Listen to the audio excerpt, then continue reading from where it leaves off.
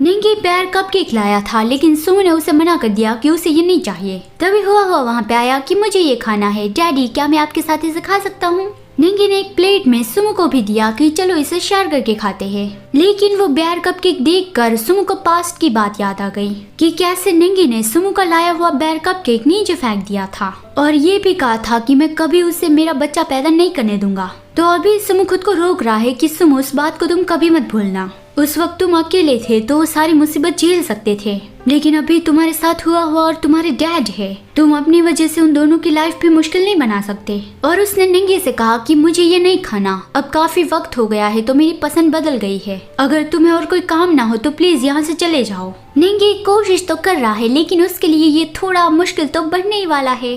फिर अगले सीन में हमारा क्यूट हुआ स्कूल से वापस आ रहा था।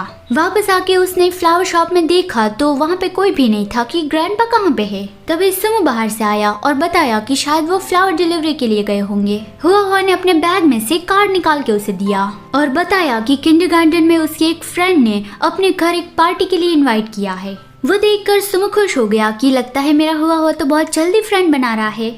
फिर रात को सुमो हुआ को लेके उस जगह पे पहुंचा। निंगी भी उन दोनों का पीछा करते हुए वहां पे पहुंच गया था और अपनी कार में छुपा हुआ उन्हें देख रहा था। ये जगह तो एकदम ही शहर के बाहर है, तो वो कंफ्यूज था कि हुआ का फ्रेंड यहाँ पे क्यों रहता है और उससे शक हो रहा था कि कुछ तो गड़बड़ है। तो उसने अपने सारे बॉडीगार्ड से कहा कि अलर्ट रहना और मेरे इशारे का इंतजार करना।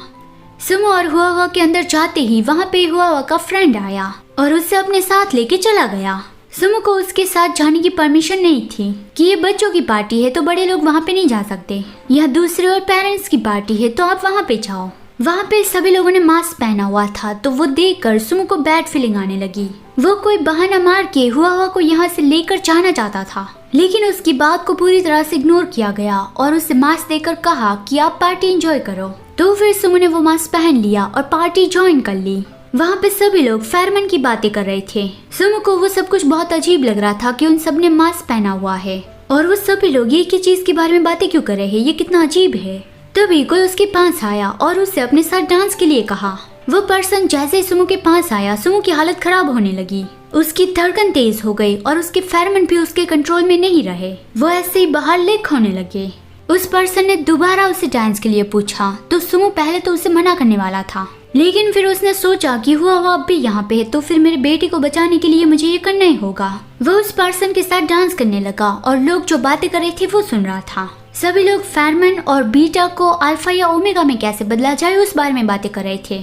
तो सुमो सोचने लगा कि वो प्रोजेक्ट तो डॉक्टर मुए ने शुरू किया था और उस एक्सप्लोजन के बाद फिर उसे बंद कर दिया गया था। तो अभी ये लोग उस जीन प्रोजेक्ट के बारे में क्यों बातें कर रहे हैं? और उसने पूछा कि हम सब लोग यहाँ पे उस जीन प्रोजेक्ट के लिए ही आए हैं, है ना? उस पर्सन ने बताया कि हाँ बिल्कुल।